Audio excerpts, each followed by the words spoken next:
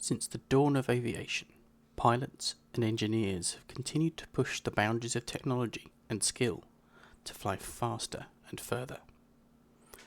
With war in the air, transport, resupply, reconnaissance and strike capability are all range limited.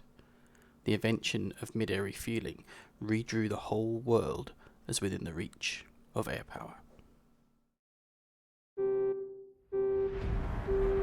Battle stations, battle stations. Man is spotted, bearing 335, hot.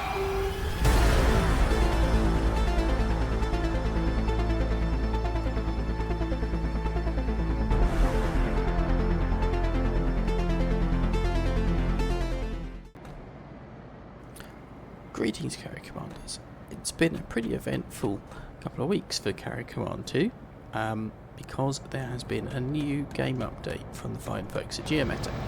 Now, this change really is, forgive the pun, game changing.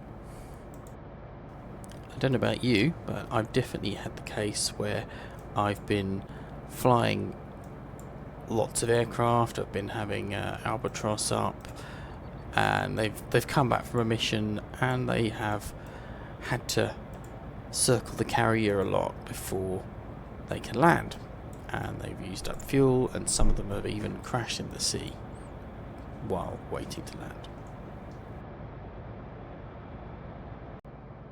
So, setting up for air-to-air refueling in CC2 is actually pretty easy. First of all, you've got to make sure you have aircraft fuel tanks on board ship, and second of all, you've got to fit them to an aircraft. Now, I personally think the most effective refueler is the Manta, because it's an emergency way of getting fuel to incoming aircraft that are far away. It's fast and it can take fuel off to refuel a bunch of other aircraft.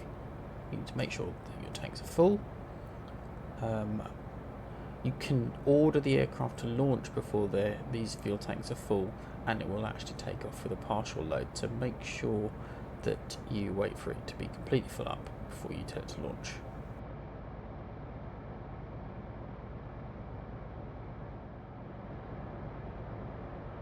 As with real life air-to-air refueling, you need to get your receiver aircraft in close range to the tanker. I've got my tanker here flying off in a nice straight line, just like real air-to-air refueling would do, and I need to tell my Manta to follow the tanker. But you need to do another thing. So we're in our tanker.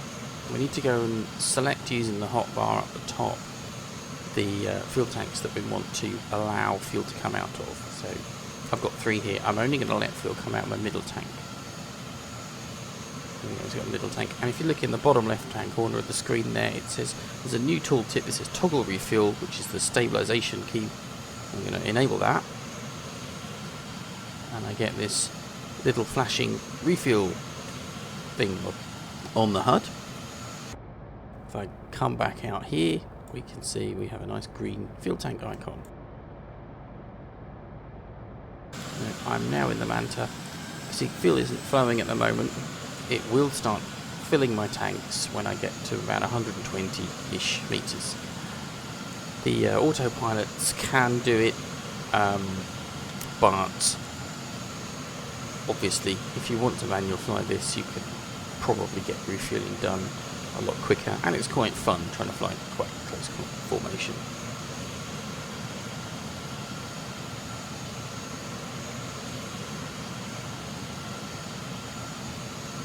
Here we go, we are getting within range. Here we go, fuel is starting to flow, and you see it transfers pretty quickly. It's not at all like DCS or anything like that. There's not hose and drogue that you have to fight with. One thing that you need to make sure of is that the refueling aircraft can catch up with the tanker. Now, the cruise speed of a Manta is about 122, and the autopilot max speed of an Albatross is about 120. So if we hop in here, it's trying to catch up. it will eventually do it, but if the Manta has a new order to increase altitude or increase or change course, it will throttle up and it will speed up and it will be pulled far away.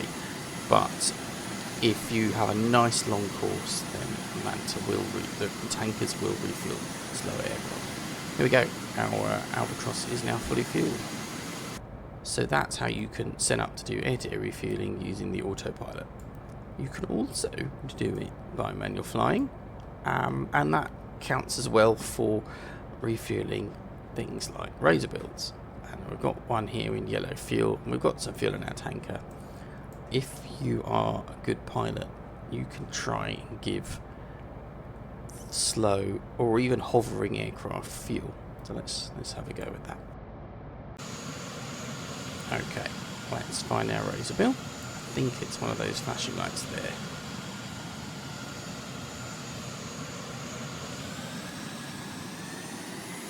It's got to be near the carrier, it can't be far away.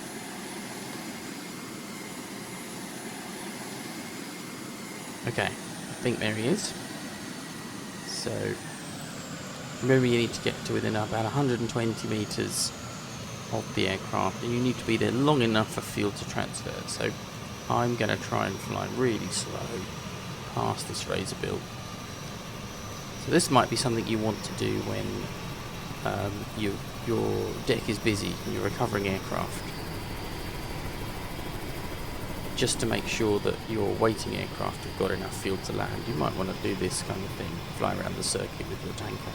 You can see, here we go, our third tank, we dished out a little bit of fuel there. We're down from 1,000, and there we go, our razor bill is actually fueled. So that's air-to-air refueling. I hope you found that useful.